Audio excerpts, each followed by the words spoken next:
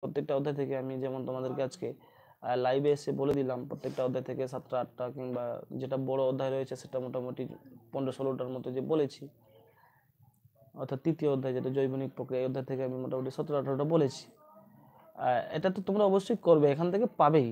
এবার যারা একটু ভালো মানের স্টুডেন্ট তাদের জন্য কিন্তু আমরা আমাদের স্টুডেন্ট যারা রয়েছে আমাদের মানে যারা আমাদের কোচিংয়ে পড়াশোনা করতে আসে তাদেরকে এর থেকে আরও একটু বেশি বেশি করে দিয়েছি, যাতে তারা 100%ই কমন পেতে পারে, অর্থাৎ কিছু শর্ট কোশ্চেনও যাতে পেতে পারে।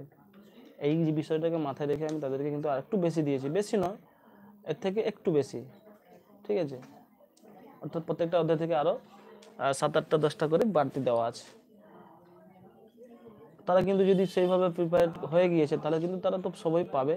আর তোমাদের যারা বিভিন্ন স্কুলে বিভিন্ন মানের স্টুডেন্ট রয়েছে, প্রত্যেকের হয়তো জীবনবিজ্ঞান ফেভারিট নাও হতে পারে, অর্থাৎ কার ফেভারিট রয়েছে কার ফেভারিট নেই সেটা আমাকে আমরা এখান থেকে বসে বলতে পারবো না, অর্থাৎ কোন স্কুলে কবে পরীক্ষা রয়েছে সেটাও বলা সম্ভব না। তোমরা আমাদেরকে যে কোনো একটা ভিডিওতে, আমাদের যে চ্যানেল রয়েছে সেই চ্যানেলের যে কোনো একটা ভিডিওতে, লাইভ ভিডিও হতে পারে কিংবা এমনি মূল ভিডিও আপলোডেড ভিডিও হতে পারে, যে ভিডিও হোক না কেন, যে কোনো একটা ভিডিওতে তোমরা আমাদের গিয়ে বলবে যে স্যার আজকে আমার 9-এর অমুক পরীক্ষা বাকি রয়েছে, যেটাই বলবে আমরা কিন্তু সেই বিষয়ে সাজেশন দিয়ে দেব। যদিও আমাদের স্কুলে আজকে লাস্ট পরীক্ষা, আমাদের স্টুডেন্টদের ম্যাক্সিমাম যে স্কুলটায় পড়াশোনা করে খড়িকা বিবেকানন্দ বিদ্যায়তন, তাদের কিন্তু আজকে লাস্ট পরীক্ষা, অর্থাৎ প্রথমেই ক্লাস 9-এর পরীক্ষাটা শেষ হয়ে যাচ্ছে, তারপরে হয়তো 8-এর হবে, এই করে করে প্রত্যেকটা ক্লাস নিচু লেভেলের ক্লাসগুলো একটা একটা করে শেষ হবে। আজকে তাহলে 9-এর শেষ পরীক্ষা আর কি। আমাদের এখানে জীবনবিজ্ঞান আজকাল শেষ পরীক্ষা ছিল, তাদেরকে আমি কিন্তু সাজেশনের মাধ্যমে লং পার্টগুলো বলে দিয়েছি। এবার আমি একটু কিছু শর্ট কোশ্চেন আলোচনা করে দেবো, যেগুলো অবশ্যই আমাদের এখানকার স্টুডেন্টরাও যারা রয়েছে তারাও শুনছে বা তোমরাও শুনে নেবে। আশা রাখি এই শর্ট কোশ্চেনগুলো যদি করে নিতে পারো তাহলে কিন্তু খুবই মানে উপকৃত তোমরা হবেই। এরপরে প্রত্যেকটা অধ্যায় থেকে আমি কিন্তু অধ্যায় বেসিসে কিছু শর্ট কোশ্চেন আলোচনা করে দেবো, ঠিক আছে।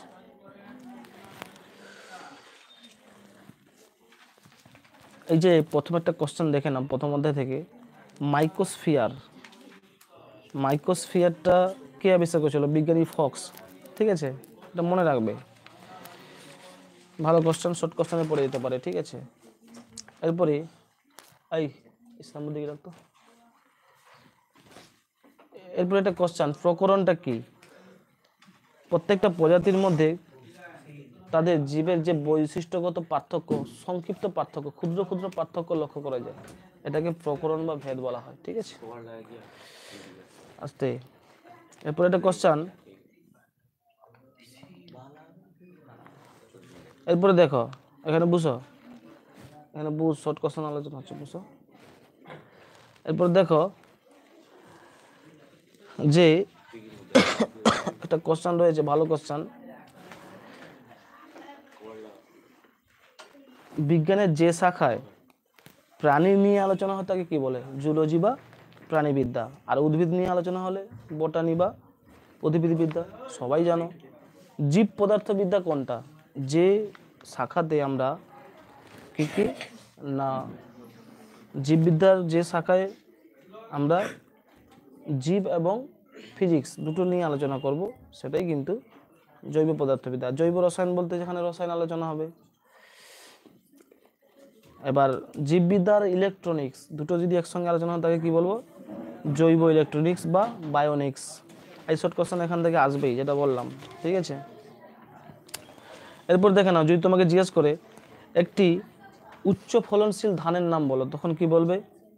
IR8, IR20, পুষা, জয়া, জগন্নাথ, এগুলো সমস্ত হচ্ছে উচ্চ প্রজাতির ধান, ঠিক আছে। এরপরে যদি তোমাকে জিজ্ঞেস করে যে মহাকাশ গবেষণার সময় মহাকাশযানে যে এককোষী শৈবালটা যায় তার নাম কি? ক্লোরেল্লা। কি বললাম? ক্লোরেল্লা। শর্ট কোশ্চেনে এই কোশ্চেনটা পাবে, ঠিক আছে। ক্লোরেল্লা, হ্যাঁ, ক্লোরেল্লা কি করেন? মহাকাশযানের সময় কার্বন ডাইঅক্সাইডকে শোষণ করে নেয়, ঠিক আছে।